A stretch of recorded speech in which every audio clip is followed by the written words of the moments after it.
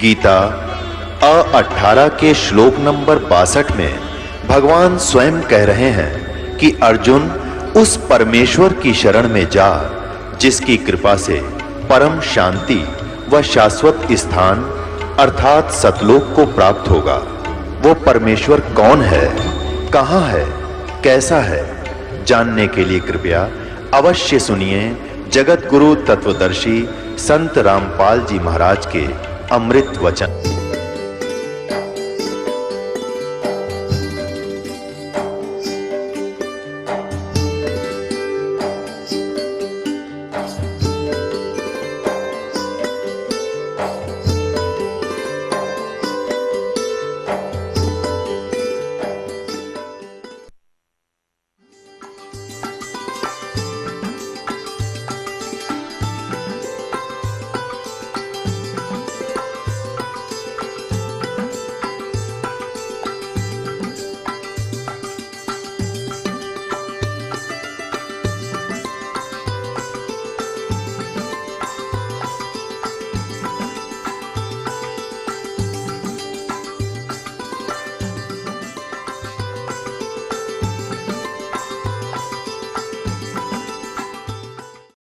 अब ये दो अक्षर जो सतनाम है, दो अक्षर का, ये तो समझो बोकी है, श्वास उश्वास की।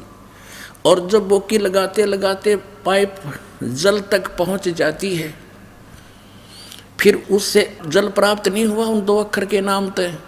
आदि नाम जो है वो सार नाम, वो हैंडपंप है, ऊपर की मशीन, वो अलग है। और फिर वो भी जाप करना। कहते कह कबीर अक्षर दो भाग, इन बोल कर इनका जाप कर और होगा खसम तलेगा राख। इनको देने वाला अधिकारी संत होगा, इन दो अक्षर के नाम को, तो भी तभी तुझे लाभ होगा। नहीं तो वहाँ जब धर्मराज के दरबार में जाओगे, झूठे गुरु से ले लिए और जाप कर रहे हो तो भी यूजलेस है। वहाँ दोनों सजा होगी, क्योंकि अनधिकारी से बनवाया हुआ पासपोर्ट भी आपको सजा करा देता है और बनाने वाले की भी सजा, दोनों पेटोगे इकट्ठे। तो ये क्या बताया है कि फिर उस आदि नाम सार नाम से वो जल पानी नीर ऐसे प्राप्त होगा। ये ओ सतपुरुष अकाल मूर्त सब स्वरूपी राम, इस 3 मंत्र के जाप आपको मिलेगा। उसमें अब 2 अक्षर का नाम कौन सा है और किन किन ने जाप किया है, थोड़ा सा हिंट यहाँ ये भी देना पड़ेगा। कबीर परमेश्वर जी किन किन महापुरुषों को आकर मिले, जिनको ये सतनाम का भेद बताया और गुप्त रखने की प्रतिज्ञा करवा ली थी कि यदि इस सतनाम को, 2 अक्षर के नाम को तुमने सार्वजनिक कर दिया, इन काल के दूतां का हाथ लग जाएगा। और ये भी वही नाम देवेंगे फिर सभी अपने शिष्यों को। ये तो भोली आत्मा है, 5 नाम दे अड़ंगा, इसकी को भी स्वीकार किए बैठे हैं। और फिर जब ये बिचली पीढ़ी का समय आना था, काल को छक्के छुड़ाने थे काल के, तो हम पहचान नहीं करवा सकते कि वास्तविक मंत्र कौन से हैं और किन महापुरुषों ने जाप किया। जिन महापुरुषों को ये राधा स्वामी पंथ मुक्त मानते हैं और उनकी वाणी का समर्थन लेते हैं अपने सत्संगों में, वो क्या जाप करके पार हुए, और वही जाप हमने करना होगा, तभी हमारा मोक्ष होगा। आदरणीय नानक साहिब जी को परमेश्वर आए जिंदा महात्मा के रूप में बेई नदी पर मिले, वहाँ से सचखंड लेकर गए, उनको वापस छोड़ा और फिर उनको बताया था, सारी कहानी से परिचित करा दिया था कि पुण्यात्मा ये सतनाम है, ये 2 अक्षर का, ये तू जाप कर, लेकिन अभी किसी को मत बताना, नहीं तो बात बिगड़ जाएगी और ये आपके भाई बहन बच्चे काल के जाल में फंसे रह जाएंगे। तो ये दृढ़ भगत थे परमात्मा के, इन्होंने कत्ती इसका सुराख भी नहीं लगने दिया और बल्कि इससे कोसों दूर कर दिया मानव को कि कोई इसका जिक्र भी ना कर देखता है। अब ये जो राधा स्वामी पंथ चला है, ये गुरु ग्रंथ साहिब का पाठी था शिवदयाल जी, पंजाब का, पश्चिमी पाकिस्तान जो पहले पंजाब था वहाँ का रहने वाला था, गुरु ग्रंथ साहिब की पाठ करता था। अगर गुरु ग्रंथ साहिब में यूँ नाम होता तो यूँ ये नाम शुरू कर देता, नकली और अधिकारी फिर भी ना नहीं था, उसकी दशा तो फिर भी वही होनी थी। लेकिन अब भेद नहीं रहता, आपको पहचान नहीं करा सकते कौन सा रियल मंत्र है। अब देखो आदरणीय नानक साहिब जी 2 अक्षर का कौन सा जाप करते थे। ये है सब तो बड़ी भाई वाले वाली जन्म साखी श्री एक ओंकार सतगुरु प्रसादी, ये कोड वर्ड है। एक ओंकार लिखने का क्या आवश्यकता थी, ये कोड वर्ड है। एक ओम और एक और, ये 2 अक्षर का सतनाम है। ये सतगुरु के प्रसाद से प्राप्त होगा। ई जन्म साखी अज तक छप चुकिया नालों वड्डी है, सब तो वड्डी ते पुरातन है।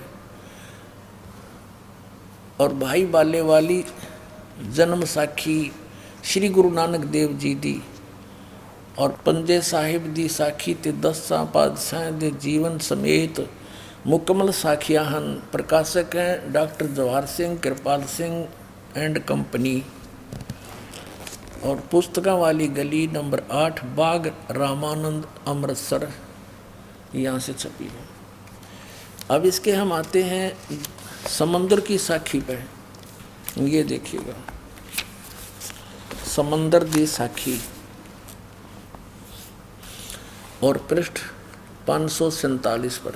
ये बाला बोल रहे हैं, बालाजी बोल रहे हैं। बाला सिंधु वाच, बाला सिंधु बोले ताते है गुरु अंगद जी जद गुरु नानक देव जी अजिते पासों विदिया होए, वहाँ से विदा हुए। मर्दान ने कहा, मर्दाना बोला कि सच्चे पातशाह जी असा समुंदर ता देखिया पर लंका ना देखी, जिथे रामचंद्र जी चढ़ाई कीती है। ता गुरु नानक जी कहा चलो भाई बाला ते मर्दाना तुहानू रंज नहीं करना, आँखी मीटो। जा आँखी मीट के खोलियाँ ता समुंदर दे कंडे जाई खड़े हुए, किनारे समुद्र के किनारे खड़े हो गए। ते आखन लगे बाला ते मर्दाना मेरे पीछे पीछे चले आओ, मुखों वाहिगुरु वाहिगुरु कहंदे आओ। ते आगे आगे गुरु जी श्री नानक देव जी तुर पे और जैसे धरती ऊपर तुरदे सन उसे तरह समंदर ऊपर तुर पे। जा चले जाहन ते पीछे बाला ते मर्दाना जावन। ता मर्दाने कहा, ता मर्दाने विचार कीती कि गुरु नानक देव जी ओम सोहम जपदे जांदे हन। ये है पुण्यात्मा 2 अक्षर का नाम, सतनाम इसको कहते हैं। ता मर्दाना भी ओम सोहम लग्गा जपन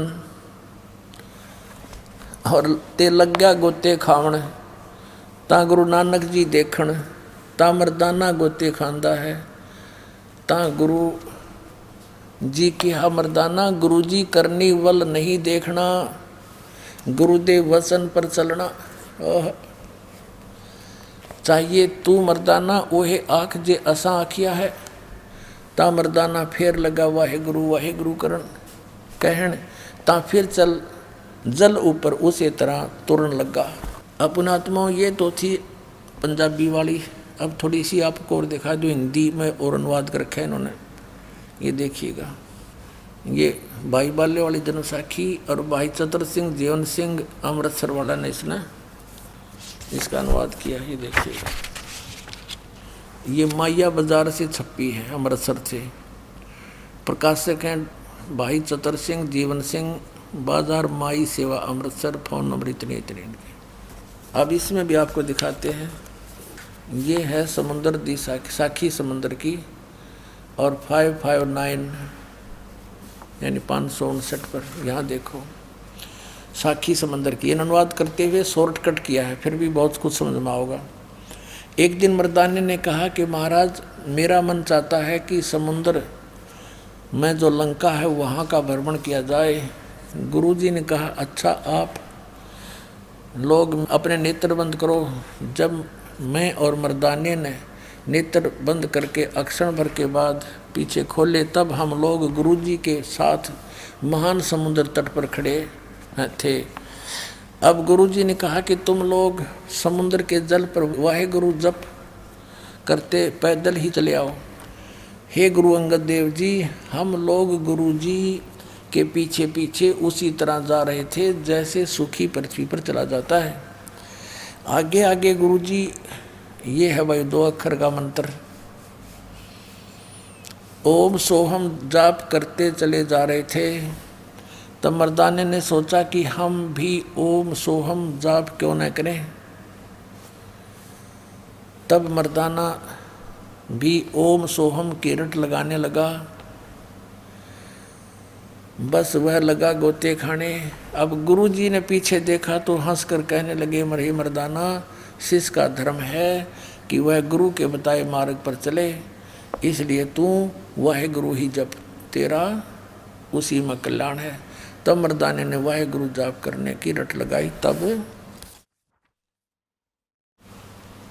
फिर पूर्व प्रकार पानी पर चलने लगा। अब ये है वो मंत्र जिससे मोक्ष होगा। ये राधा स्वामी वालों के पास नहीं, किसी वर्ल्ड में, इस संसार में किसी के पास नहीं, इस दास के अतिरिक्त। और सार नाम की तो किसी का बाँफ भी नहीं लगी अपनी आत्माओं। अब इन आप जी को वो प्राप्त हो रहा है। परमात्मा ने कहा था, सो हम शब्द हम जग में लाए, सार शब्द हमने गुप्त छिपाए। जैसे नानक साहब ने कहा है कि इन सभी सदग्रंथों में जो 52 अक्षर से के लेखों से लिखे गए हैं, ये गीता, वेद और पुराण, इनके अंदर सोहम वो अक्षर नहीं है, वो सोहम अक्षर नहीं है। क्योंकि कबीर परमेश्वर के इस कलयुग में प्राकट्य सतलोक से आने से पहले किसी भी ग्रंथ में ये मंत्र नहीं है। केवल परमात्मा की वाणी से निकाल कर इन कहीं कीट कहीं का रोड़ा जोड़ दिए, ये 5 नाम बना लिए। और सोहम मंत्र क्या देने का अधिकारी इस दास के अतिरिक्त 21 ब्रह्मांड में नहीं है। ये सब नकली, अगर कोई इसका वैसे सिंगल भी जाप कर रहा वो भी अधिकारी नहीं है। तो कहते हैं नानक साहिब जी ने ये दोनों जाप किया। और आदि नाम अलग है, वो सार नाम न्यारा है, उसका जिक्र भी नहीं करना था। अब देखो नानक साहिब जी ने कैसा झटका दिया, ये भी प्रमाणित करना था आप जी के लिए कि नानक साहिब जी सिद्ध करते हैं कि मैं ये जाप करके मोक्ष प्राप्त हुआ। मुझे सार्वजनिक भी कर दिया, विधि नहीं बताई, और झटका भी मार दिया कि आने वाला हमारा अनुयायी इसके निकट भी ना जावे, कहीं काल के दूतां का हाथ लग जा। तो कितनी प्यारी आत्मा थी ये महापुरुष।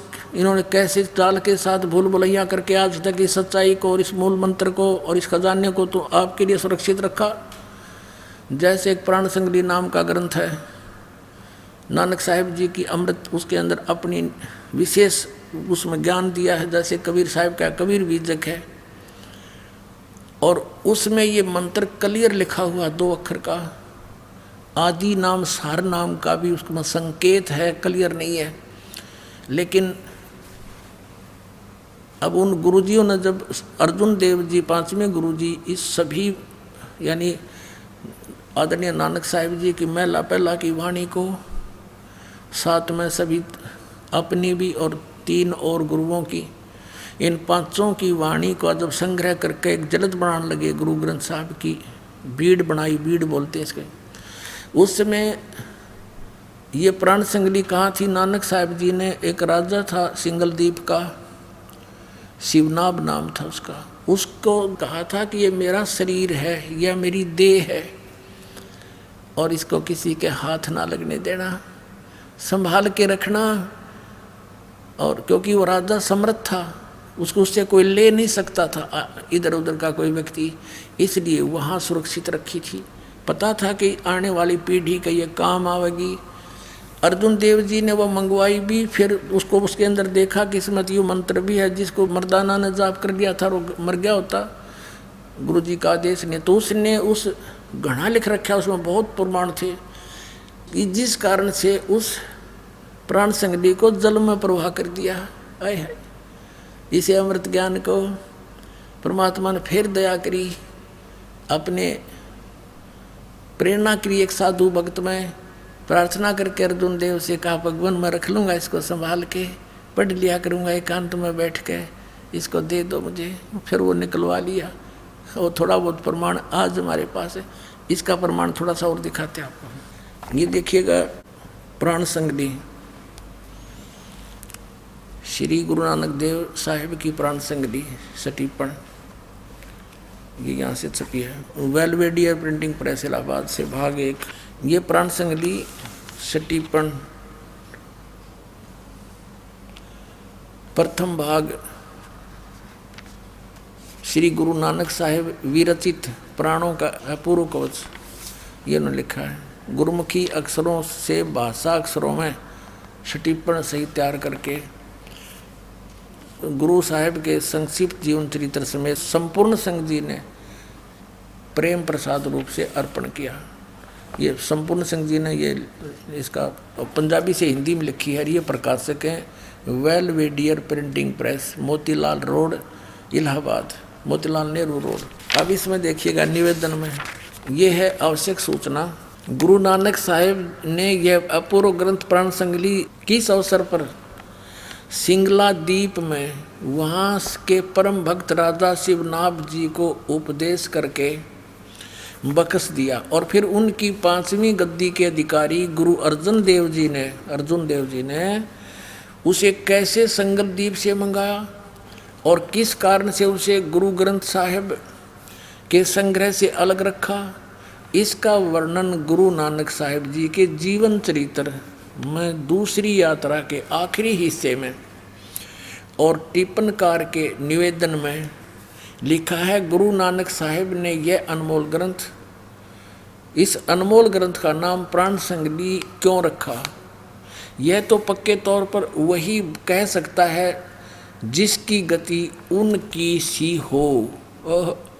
किस कारण को तो वही बता सकता है जो उन जैसा ही उन जैसी ज्ञानवान हो। तो भी कुछ लखावा उसका उनके इस वचन से होता है जो निज मुख से उन्होंने राजा शिवनाभ से कहा। पुण्यात्मा आँखों में पानी आ जाता है ये मार्मिक वचन पढ़कर श्री नानक साहिब जी के। देखिएगा, ई ग्रंथ मेरी देह है, मेरा स्थूल रूप है, प्राणों मेरिया का संग्रह कहो कवच है, और जगत समुद्र का ई पुल है, संसार से पार होने का। इसके अंदर बहुत मटेरियल लिख दिया, मैटर लिखा मैंने। संसार सागर से पार करने का पुल है। ई प्राण संगली में तैनू बख्शी है, तुझे बख्शीश दे दी है। ई अदर वस्तु है, सोते जरी है, यानी तू इसका अधिकारी पाया मुझे। ई प्राण संगली अमृत प्रभा है, तेरे मुख विखे प्रवेश हुई है, होर 3 लोकां विच इस वस्तु ਨੂੰ संभालता कोई नहीं, ताते प्राणों विखे प्राण संगली रखनी। ओए होए होए, इस वचन को से स्पष्ट होता है कि यह ग्रंथ प्राणों का संग्रह रूप है। अब ये तो अनुवाद करता अपने हिसाब से कह रहे, जिसमें प्राण पिंड का निर्णय और प्राणों से मन, प्राण माने श्वासों का, प्राण माने श्वासों से मन को का निरोध पूरा भेद लिखा है। संभव है कि इसको गुरु ग्रंथ साहिब की जल्द में शामिल ना करने की वजह यही हो कि गुरु अर्जुन देव ने समय अनुसार इसे हर एक छोटे बड़े की दृष्टि में लाना उचित ना समझा। ये स्पष्ट है कि इस ग्रंथ को गुरु अर्जुन देव जी ने जो 5वें पीढ़ी गद्दी पर थे कि छोटे बड़े की नज़र में लाना उचित नहीं समझा। ये बिल्कुल सही था, क्योंकि इसके अंदर वो सतनाम था जिसके जाप करने से मर्दाना डूब गया होता। इस डर से उन्होंने इस गुरु ग्रंथ साहिब में रखा ही नहीं और इसको आखिर में जल प्रवाह कर दिया कि कहीं किसी का हाथ लाग जाए, कोई और पढ़ के ना इससे मर जावे डूब के। पुण्यात्मा, अब देखो काल कैसे जाल फैला रहा था, नाश करना चाहता इस अनमोल ग्रंथ का, और ये मिल गया हमने। आगे देखो इसमें क्या लिखा है। अब देखो इसमें निवेदन है, यहाँ लिखा है कि श्री गुरु नानक साहिब के 5वें स्थान पर श्री अर्जुन देव जी हुए हैं, जिन्होंने गुरुवाणी की बीड़ बांधते समय भाई पैड़ा नामी एक शिष्य को, पैड़ा नामक शिष्य को सिंगला दीप भेजकर राजा शिवनाभ के पौत्र के पास से, शिवनाभ तो मर लिया था, अपने पोते को देगा था, बेटा इन्हें संभाल के रखना, गुरु जी की कहा हुआ यो अनमोल धरोहर है, यह ग्रंथ मंगवाया था। और जिसे किसी कारण से श्री गुरु ग्रंथ साहिब की भीड़ में रखना उचित न समझकर सर्वथा ही जल प्रवाहित कर दिया था। सारा का सारा जल में डाल दिया था। यह प्राण संगली जो कि एक परम प्रेमी साधु की अत्यंत प्रार्थना से द्रवीभूत होकर हुए गुरु साहब ने यानी अर्जुन देव जी से प्रार्थना की, तब साहब के वचन अनुसार जल से निकलवाया और जैसे का तैसे उसे ही बख्शीश कर दिया गया। अर्जुन देव जी ने उसको दे दिया कि ले जा तू, बस हमने इसको छुपा कर रखिए, बख्शीश कर दिया गया था। जिसका प्रसंग गुरु प्रताप सूरज प्रकाश नामक प्रमाणिक इतिहास की तृतीया राशिगत 32वें अंशों में लिखा है। अपने आत्माओं यो खजाना आपके लिए रोक रखा था। आप वो पुण्यकर्मी प्राणी हो जो मनुष्य शरीर प्राप्त करके और इसको इस नाम का सतनाम को प्राप्त कर चुके हो। उसके बारे में कहा कि लख बर सूरा जूझ ही लख बर सावत दे, लख बर यति जहान में तब सतगुरु शरणा ले। अब ये 2 अक्षर का मंत्र नानक साहब जी जाप करते थे, क्लियर हुआ। सार नाम गुप्त है, उसका तो किसी ने भेद भी नहीं लागण दिया इन महापुरुषों ने, इस दास के ऊपर मेहर करी परमात्मा ने। फिर आदरणीय धर्मदास साहिब जी को यही मंत्र दिया था परमात्मा ने, ओम सोहम शब्द प्रकाशा। और आदरणीय घीसा दास साहिब जी ने अपनी वाणी में कहा है, ओम सोहम जप ले भाई राम नाम की यही कमाई। ये नाम है असली मंत्र, यू है राम का नाम। ओम सोहम राम नाम जप कर थर होई, ओम सोहम मंत्र दोई। राम नाम जप कर थर होई, थर माने स्थाई स्थान सतलोक प्राप्ति कर सकते हो। और ये ओम सोहम मंत्र दो, ये है 2 अक्षर के मंत्र। आदरणीय गरीबदास साहिब जी कह रहे हैं जिनको भगवान मिले थे, ये मंत्र दिया था स्पेशल।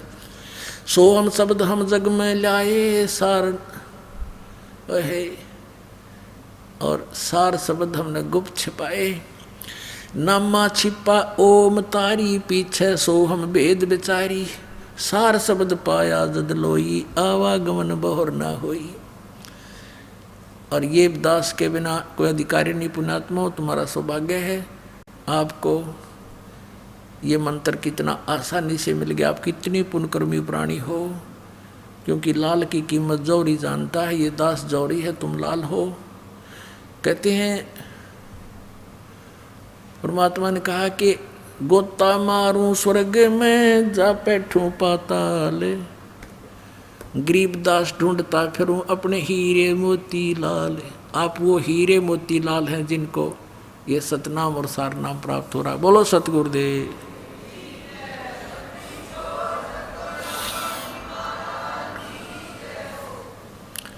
परम पिता परमात्मा पूर्ण ब्रह्म पूर्ण परमात्मा जो असंख्य ब्रह्मांड के स्वामी हैं, कुल के रचनहार हैं, हम सभी आत्माओं के वो पिता हैं, वो सत्य पुरुष हैं। वो कहाँ रहते हैं? सचखंड में रहते हैं, सतलोक में रहते हैं। वो अमर स्थान है, अविनाशी स्थान है। वो अविनाशी ही भगवान है। सतलोक के अंदर परमात्मा मनुष्य जैसे शरीर में, तेजोमय शरीर में विराजमान है, नर आकार है। उनके एक रोमकूप में करोड़ सूर्य मिला दे, करोड़ चंद्रमा। उनकी रोशनी भी परमात्मा के एक रोमकूप की रोशनी से न्यून है, कम है। ऐसा तेजोमय शरीर उस परमेश्वर का है। वहाँ पर ऐसी ही सृष्टि है जैसी यहाँ आप देख रहे हो, लेकिन वहाँ अकाल नहीं गिरता, वहाँ कोई काल नहीं गिरता, यानी सूखा नहीं होता, फ्लड नहीं आती। वहाँ का जो वातावरण है वो एक जैसा सुहाना रहता है। वहाँ बने शरीर ये 5 तत्वों के नहीं हैं, नाड़ियों का तंत्र उसमें नहीं है, वो एक तत्व से बने हुए होते हैं। उसमें वृद्ध अवस्था नहीं होती, वहाँ कोई रोग नहीं है, राग द्वेष नहीं है, क्योंकि वहाँ सभी को समांतर सुविधाएं प्राप्त हैं। कोई ऊंच नीच नहीं है एक मालिक को छोड़ के। हम पहले वहीं रहा करते थे। यहाँ कोई चींटी है, मच्छर है, जीवाणु है, उन सब के वहाँ पर अलग अलग बहुत बड़े महल बने हुए हैं और आज वो खाली पड़े हैं। हम अपनी मूर्खता से, अज्ञानता से, गलती से उस सुख को त्याग कर इस काल भगवान के साथ यहाँ आ गए। इसने यहाँ हमारा बहुत दुरुपयोग कर रखा है। ये हमारे साथ बहुत दुर्व्यवहार कर रहा है। आप देख रहे हो, किसी को कुत्ता बना दिया, किसी को गधा बना दिया, कोई सूअर बनकर मल खा रहा है। यदि मानव शरीर है तो उसको इतनी टेंशन पैदा कर रखी है कि आजीवन वो टेंशन में ही मर जाता है। और काम कितना है, 2 रोटी का रोला है। इस शरीर को जीवित रखने के लिए क्यों इतना यूं कच्चा शरीर मिल गया। इसमें दिन में 2-3 बार नहीं कुछ डाल लेंगे तो यूं काम करे नहीं। इसी को जीवित रखने के लिए खेतों में मजदूरी या कहीं और बिजनेस करना पड़ता है, और इसी को सुरक्षित रखने के लिए कपड़ों की आवश्यकता है। इसी शरीर को सुरक्षित रखने के लिए महल मकान बनाते हैं। अब ये अनिवार्य भी है कि जो इस शरीर के लिए आवश्यक है, इससे एक्स्ट्रा जो हम करते हैं वो हमारी नालायकी है। बड़ी बड़ी कोठियाँ बनाते हैं, एक में भी संतुष्टि नहीं है, 2 बनाते हैं, 3 बनाते हैं, और बनाते ही बनाते मर जाते हैं, और फिर भटकते फिरते हैं कुत्ते और गधे सूअर बनकर। ये हमें ऐसे मूर्ख बनाए हुए हैं। जो मूल कार्य इस जीवन का है उससे वंचित रखता है। यदि किसी की प्रेरणा भी बनती है कि मैं भक्ति करूं, क्योंकि आत्मा परमात्मा के बिना रह नहीं सकती, वो भिन्न बात है कि जो नास्तिक हो चुके हैं उनके अंदर वो प्रेरणा दब चुकी है, नाश नहीं हुआ है, वो दब चुकी है, क्योंकि वो ऐसे माहौल में रहते हैं, ऐसे वातावरण में रहते हैं, वहाँ के सभी लोग उसी विचारों के होते हैं, तो उनकी वो भावना और दबती ही चली जाती है। यदि वे व्यक्ति भी सत्संग के अंदर आएंगे तो उनके अंदर दबी हुई वो भावना, परमात्मा पाने की प्रेरणा फिर से अंकुरित हो जाएगी। यदि कोई साधना करने की चेष्टा कर रहा है तो ये काल भगवान उसको शास्त्र विधि त्याग कर मनमाने आचरण पर दृढ़ किए हुए हैं, और इतना दृढ़ कर दिया कि अब यदि सच्चाई बताने की चेष्टा की जाती है तो हाहाकार मच जाता है। पहले परमात्मा ने स्वयं आकर के, परमेश्वर कबीर देव जी ने, कबीर साहब, काशी वाले धाणक ने, जुलाहे ने, वो पूर्ण परमात्मा है, सारी सृष्टि का रचनहार है। उस परमेश्वर ने आकर के हमें ये ज्ञान देना चाहा था कि बच्चों तुम काल के जाल में फंसे हुए हो। तुम्हें मूर्ख बना रखा है इस काल ने। आज तुम अपनी कोठी और बेटी, पुत्र और संपत्ति को अपना मानते हो। एक क्षण में आपकी मृत्यु हो जाती है। ये आपके हैं। परमात्मा ने कहा ये झूठा संसार आ रे, इनमें कोई नहीं तुम्हारा रे। ये बातें हमें अच्छी नहीं लगती, क्योंकि हम अज्ञान से परिपूर्ण हैं कि ये कैसे कह रहे हैं कि यहाँ हमारा कोई नहीं है। ऐसे कह रहे हैं परमात्मा कि आज तुम सब कुछ को अपना मान रहे हो, आज ही आपकी मृत्यु हो जाती है, जो होनी ही है, कभी ना कभी तो होनी ही है। तो आपका कहाँ ये? तो इस तरह की जो सच्चाई है और जिसकी हमें जानने की आवश्यकता है, ये बहुत खटकती है। फिर दूसरा ये कहा जाता है कि जो पूजाएं आप कर रहे हो, ये पूजाएं ठीक नहीं, ये किसी काम की नहीं है, क्योंकि ये शास्त्रों में प्रमाणित नहीं है, सदग्रंथों में वर्णित नहीं है। उन महापुरुषों ने जिन्होंने परमात्मा पाया है, उन्होंने ये मंत्र जाप नहीं किए जो तुम कर रहे हो, उन्होंने ये साधनाएं नहीं की जो आप जी कर रहे हो, इसलिए आपकी साधना व्यर्थ है। तो इससे एकदम हलचल मच जाती है। और विशेषकर वो गुरु लोग जो उनको अज्ञानी बनाए बैठे हैं, श्रद्धालुओं को, उनको ज़्यादा चिंता लग जाती है और उनको ये चिंता बन जाती है कि कहीं ये सभी तुम्हारे शिष्य यहाँ से भाग ना जाएं। उन गुरुओं का सहयोग वो देते हैं जो उनके द्वारा बनाए गए लिटरेचर को बेचकर रोजी रोटी चला रहे हैं, या उनसे प्राप्त दान का दुरुपयोग करके मौज मस्ती मार रहे हैं। वो फिर उन भोली आत्माओं को, उस गुरु के शिष्यों को भ्रमित करते हैं। जैसे पहले भ्रमित करके कबीर परमेश्वर के पीछे लगा दिए, अपने ही बच्चे अपने ही पिता के साथ विरोधी बनकर खड़े हो गए। हम कितने भोले और अज्ञानी हैं। हम परमात्मा को ना पहचान कर उसके शत्रु बना दिए। और अब इस दास को सेवा दी भगवान ने, कबीर भगवान ने, ये सच्ची बात कहने की।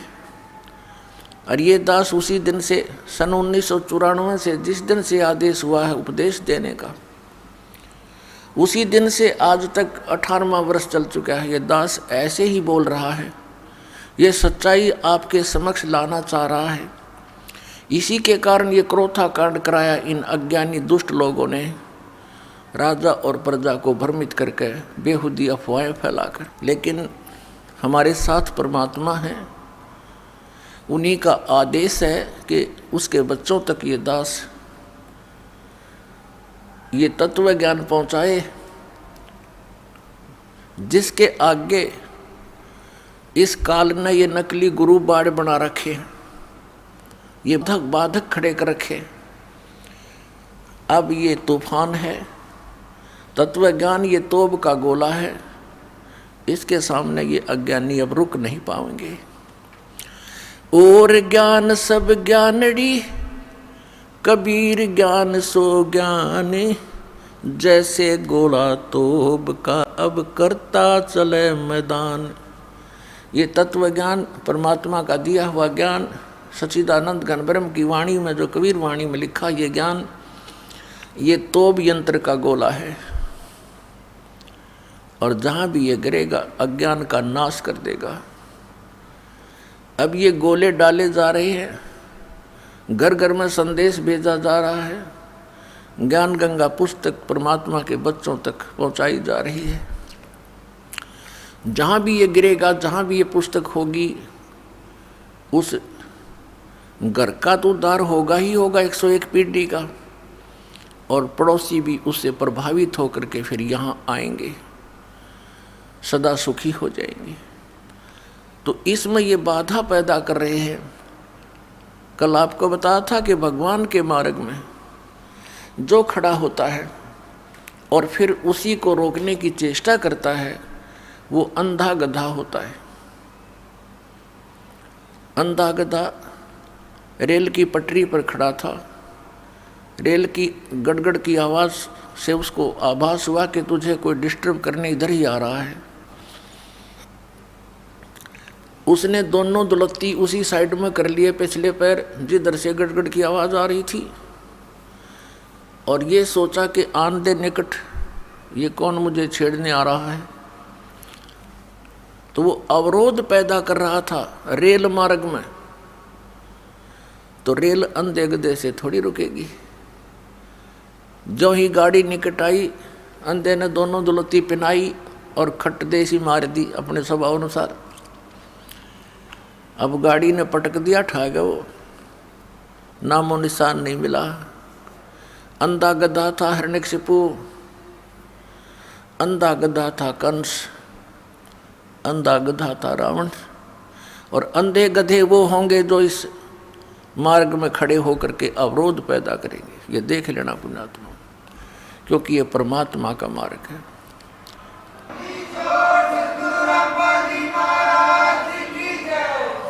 परमेश्वर ने आकर के ये तत्व ज्ञान दिया था,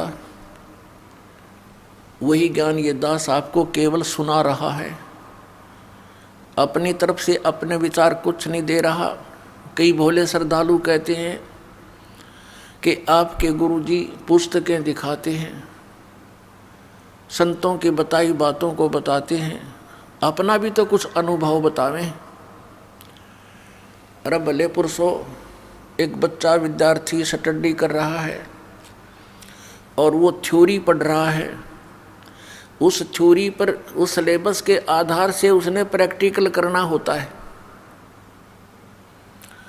जैसे बच्चे लैब के अंदर प्रैक्टिकल करते हैं, वो पहले उसका विवरण पढ़ते हैं कि किस एंगल पर कौन सी ट्यूब मोड़नी है, उसको कैसे मोड़ा जाता है।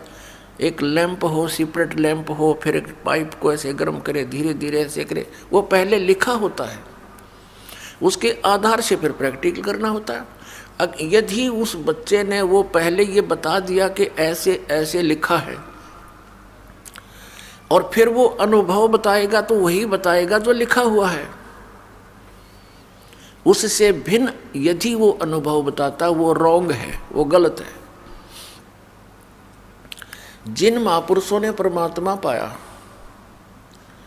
आदरणीय धर्मदास साहिब जी को परमेश्वर कबीर जी स्वयं आकर मिले थे जिंदा महात्मा के रूप में मथुरा में। आदरणीय मुल्कदास साहिब जी को मिले थे उसके गांव में, ऐसे ही एक जिंदा महात्मा के रूप में सत्संग कर रहे थे। आदरणीय दादू साहिब जी को मिले जिंदा बाबा के रूप में। आदरणीय नानक साहिब जी को मिले जिंदा बाबा के रूप में बेई नदी पर। आदरणीय गरीबदास साहिब जी को मिले गांव छुड़ानी, जिला झज्जर, हरियाणा के अंदर खेतों में, जब वो गायें चरा रहे थे, गौएं चरा रहे थे, 10 वर्ष के बालक थे। आदरणीय घीसा साहिब जी को मिले गांव खेकड़ा, जिला मेरठ, उत्तर प्रदेश में, और इस रामपाल दास को मिले हरियाणा में।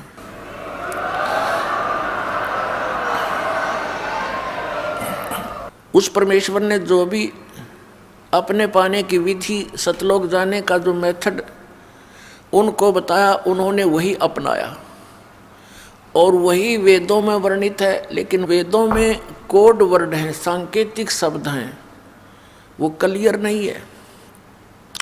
उसके लिए यजुर्वेद अध्याय नंबर 40 के श्लोक नंबर 10 से लेकर 13 में, श्रीमद् भगवत गीता अध्याय नंबर 4 के श्लोक नंबर 32 और 34 में ये स्पष्ट किया हुआ है कि जो सच्चिदानंद घन ब्रह्म की वाणी में इन यज्ञों की जानकारी, यज्ञ माने धार्मिक अनुष्ठानों की जानकारी विस्तार पूर्वक कही गई है, वो तत्व ज्ञान है। सच्चिदानंद ब्रह्मणे मुखे सच्चिदानंद घन ब्रह्म की वाणी में, यानी परमेश्वर ने स्वयं आकर के जो ज्ञान बताया है उनके मुख कमल से बोली गई वो वाणी कबीर वाणी में जो ज्ञान लिखा वो तत्व ज्ञान है। और वो परमात्मा चारों युगों में आते हैं, चारों युगों में ऐसी वाणी बोलते हैं। वो सूक्ष्म वेद होता है, वो तत्व ज्ञान होता है, वो कबीर वाणी होती है। चौथे अध्याय के 34वें श्लोक में कहा कि उस तत्व ज्ञान को, और यजुर्वेद अध्याय नंबर 40 के श्लोक नंबर 10 से 13 तक यही प्रमाण दिया है कि उस तत्व ज्ञान को तू तत्वदर्शी संतों के पास जाकर समझ। उनको दंडवत प्रणाम करने से, कपट छोड़कर प्रसन्न करने से वह तत्वदर्शी संत तुझे परमात्मा के बारे में जानकारी देंगे। इससे सिद्ध हो गया कि वेद ज्ञानदाता और गीता ज्ञानदाता यू एक ही है, ये ब्रह्म है, ये काल है। और श्री कृष्ण जी में प्रवेश करके तो इसने गीता जी बोल दी, चारों वेदों का सारांश, कुछ अपना भी इसने अटकल अड़ाई है। और वेद ज्ञान प्योर है, कोरा है, सही है, क्योंकि ये पूर्ण परमात्मा कबीर देव द्वारा इसके अंतःकरण में कंप्यूटर में फीड कर दिया था, इसके कंप्यूटर में। और फिर इसने बाहर डाउनलोड कर लिया। वो बाहर निकला, जैसे माता को गर्भ होता है, फिर समय आने पर अपने आप वो बाहर आ जाता है। इसी प्रकार परमात्मा ने इसी उद्देश्य से इसके अंतःकरण में, काल के ब्रह्म के अंतःकरण में ये 500 वेद भर दिए थे। उसका समय निर्धारित कर दिया था। उस समय ये अपने आप इसके श्वासों के द्वारा बाहर आ गए। अपने आत्मा, अगर आज से 50 वर्ष पहले ये बात दास कहता कि श्वासों के माध्यम से बाहर आ गए ये इतने वेद, तो शायद नहीं जचती किसी का झूठ बोल रहा है। अब आप देख रहे हो इंटरनेट कैसा लगा, ये तो मैन मेड है और ये गॉड मेड शरीर, इसमें तो ऐसे इंस्ट्रूमेंट है विज्ञान 100 जन्म भी नहीं ढूंढ सकती। तो वो कहाँ से कहाँ आते हैं, एक मोबाइल से दूसरे मोबाइल में ना कोई तार है, ना कोई कनेक्शन है, ब्लूटूथ के माध्यम से या वैसे मैसेज के माध्यम से पूरी की पूरी फिल्म, पूरे के पूरे कई घंटों के प्रवचन एक दूसरे में चले जाते हैं। तो अब इसको समझना बहुत आसान हो गया है। तो श्वासों के माध्यम से ये बाहर आए, बाहर आते ही ये एक सुंदर कागज के रूप में उपलब्ध हुए उसके ऊपर। अब फिर ये अनाड़ियों के उसमें कागज कहाँ से आ गया? अरे कमाल की बात करते हो। एक तरफ वो कहते हैं कि भगवान ने आदमी बना दिए और युवा बना दिए। जब परमात्मा आदमी बना सके है तो कागज और ये बनाते उसने कौन सी देर लगेगी? जो सारे ब्रह्मांड रच सकता है, और वो कागज तुम बना नहीं सकते जो मालिक भेज दे। तो ऐसा ही हुआ था। इस ब्रह्म ने उनको पढ़ा था और उसने देखा कि ये 5वां जो वेद है, सूक्ष्म वेद, इसके अंदर तो पूरा ही ज्ञान दिया हुआ है। और इसको, इन प्राणियों को जो मेरे अंतर्गत फंसे हैं, इनको ये ज्ञान हो गया तो ये भाग जाएंगे यहाँ से। उसको उसने खत्म कर दिया और 4 वेद दे दिए जिसमें सांकेतिक शब्द हैं अधिक। तो जिस कारण से उस परमेश्वर ने उस नष्ट किए हुए ज्ञान को स्वयं देने के लिए आना पड़ता है, उसी उद्देश्य से वो परमात्मा यहाँ आए। तो कहने का भाव ये कि इन वेदों में और गीता में जो कुछ भी लिखा है, वेदों में लिखा है वो बिल्कुल सही है। गीता जी में जो लिखा है इसने कुछ अपनी अटकल भी अड़ा दी, क्योंकि ये इसने वेदों का ज्ञान प्लस में युद्ध करवाने के लिए जो अटकलबाजी की वो भी अंदर घुसोड़ रखी है। कैसे कर रखी है इसने कि एक तरफ तो कहता है कि अर्जुन तू लाभ हानि छोड़ के, दूसरे अध्याय के 37 और 38 श्लोक में श्रीमद् भगवत गीता, लाभ हानि को भूलकर, लाभ हानि की चिंता छोड़कर युद्ध कर ले और अगले ही श्लोक में लाभ हानि खुद याद दिला रहा है कि यदि तू मारा गया युद्ध में तो स्वर्ग में जाएगा, और यदि युद्ध जीत गया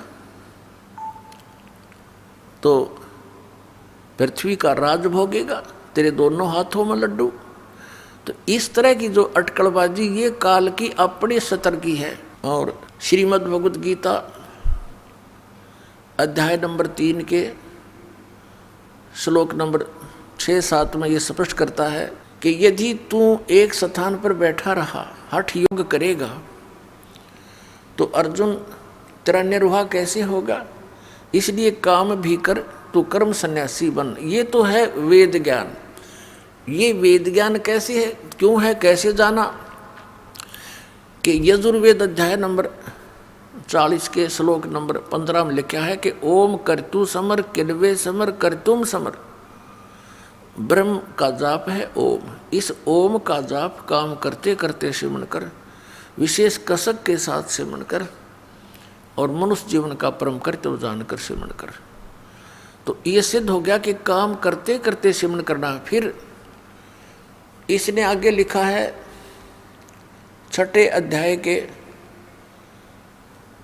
9 और 10 श्लोक में कि एक स्थान पर बैठ के मृगछाला बिछा के एकांत स्थान पर, वो आसन ना घना ऊंचा हो ना नीचा हो, अपनी नाक के अगले भाग पर देखे, इस प्रकार ध्यान लगावे। ये इसकी अपनी बकवाद है, अटकलबाजी है। तो जो वेदों से मेल खाता है, गीता का ज्ञान, वो ओके है, सही है। बाकी जो अटकलबाजी है वो स्पष्ट दिखाई दे जाती हैं। उसके लिए इसने स्वयं कहा वो मेरा मत है। जहाँ ये कहता है ये मेरा मत है तो इसका अपना विचार है, शेष वेद ज्ञान है। तो वेदों से ही ये संक्षिप्त है।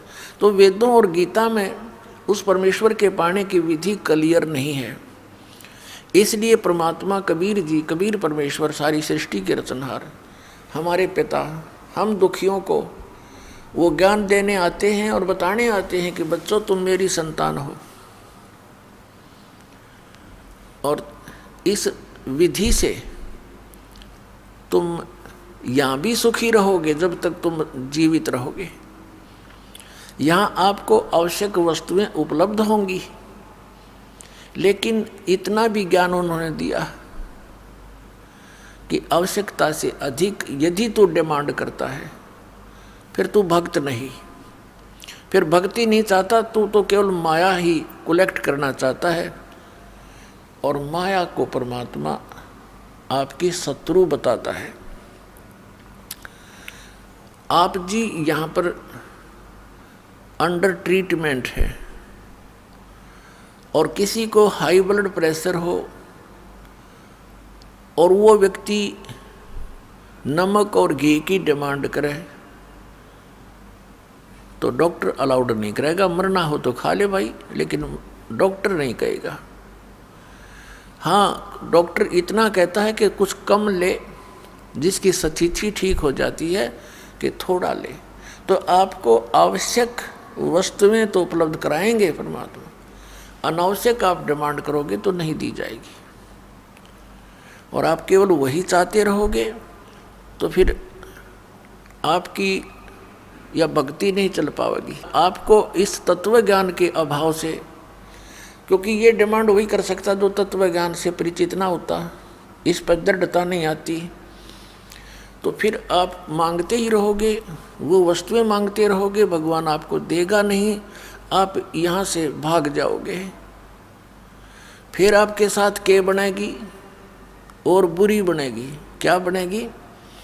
कि जिस व्यक्ति ने यहाँ रह करके 1 वर्ष, 2 वर्ष, महीने, 2 महीने, 6 महीने सतनाम प्राप्त कर लिया या नहीं किया, प्रथम मंत्र को भी छोड़ जाते हैं, तो इनसे आपकी बहुत भक्ति कमाई संग्रहित हो जाती है, संचित हो जाती है। वो भक्ति तो परमात्मा अपने विधान से आप जुड़वा रहा था कि इस भक्ति की शक्ति से ही तुम सतलोक जा सकोगे,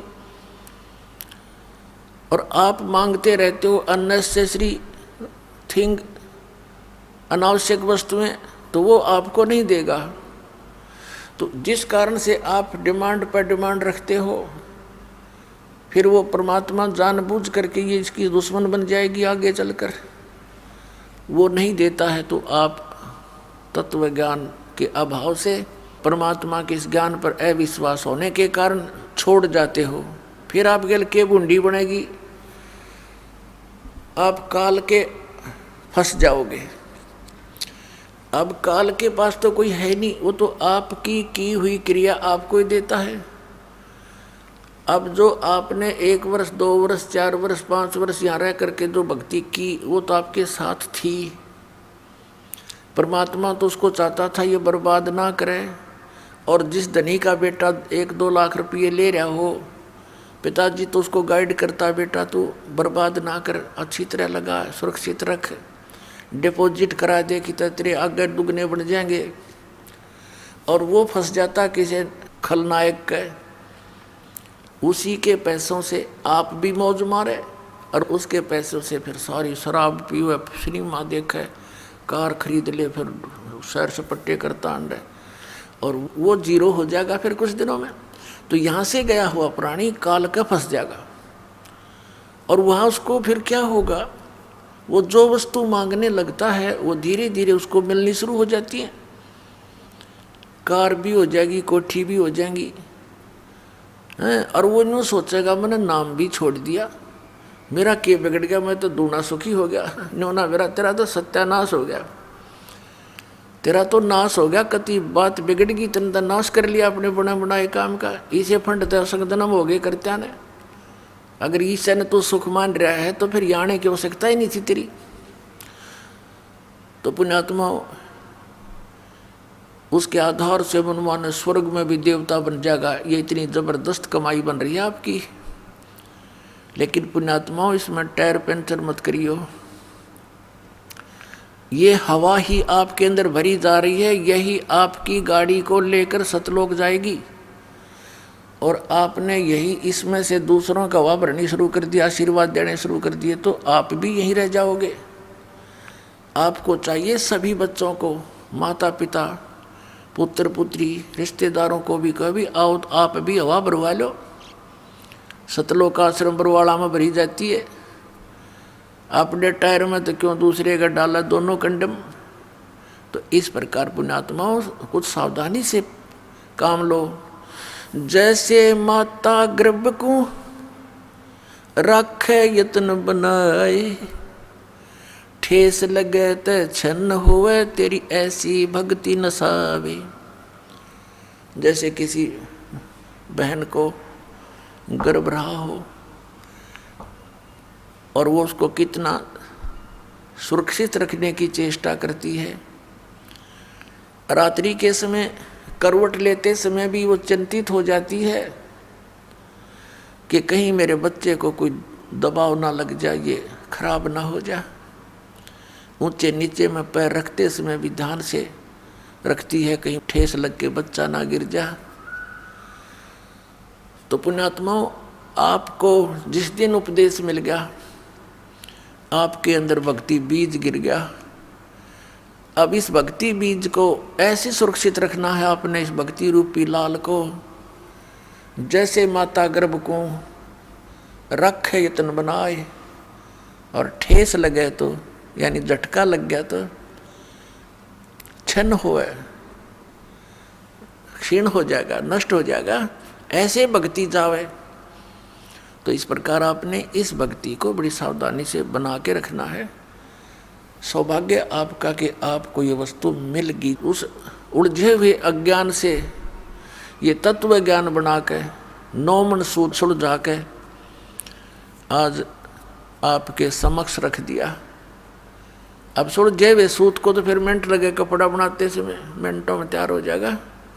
ये सुलझा सुलझा सूत आपको दे दिया है, इसकी कदर करो, इसको ठुकराओ मत। अब जैसे ये पुस्तक भक्त वितरित कर रहे हैं गांव गांव नगर नगर में जाके, कुछ भोली आत्मा इनको पाठ देते हैं, किस लिए कि रामपाल के सत्संग है इसमें। और ये तो निंदा करता सब संतों की। बताए भगवान, कद टूटेगी इनकी या चौंध, कद समझेंगे ये भगवान को। इन अज्ञानियों ने इतना नाश कर रखा भक्ति का, ऐसे अंधे बना दिए जीवों को। तो इसकी कदर करो पुण्यात्मा।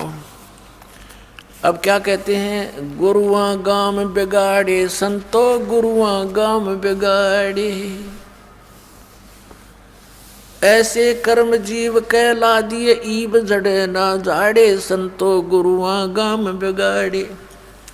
इन नकली गुरुओं ने गाम के गाम, पूरे समूह के समूह बिगाड़ दिए, भक्ति नाश कर दी। अब क्या बताते हैं, गुरुआ गाम बिगाड़े संतो, गुरुआ गाम बिगाड़े, और ऐसे कर्म जीव कहला दिए, अब बहुत जड़े ना जाड़े।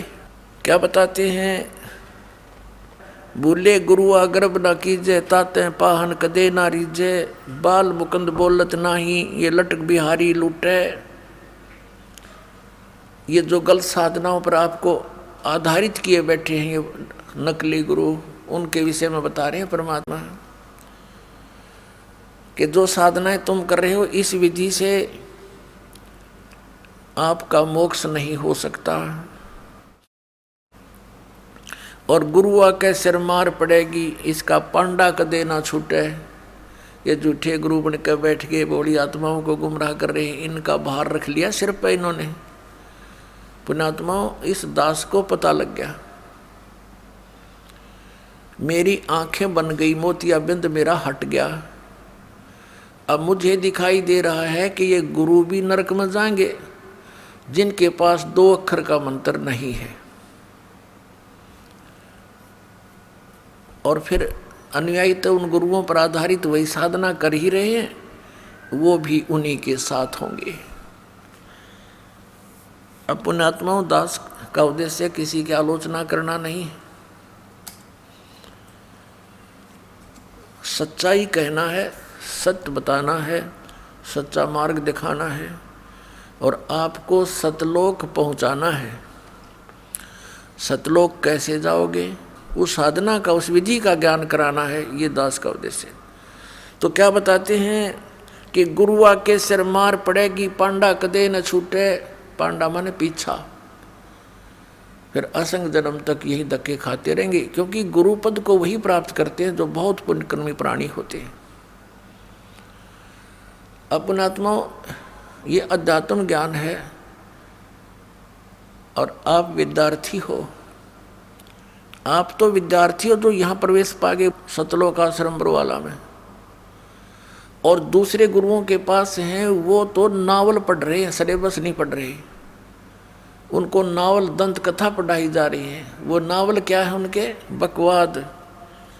ला थोड़ी सी झलक दिखा दूं, इनको नावल कहते हैं।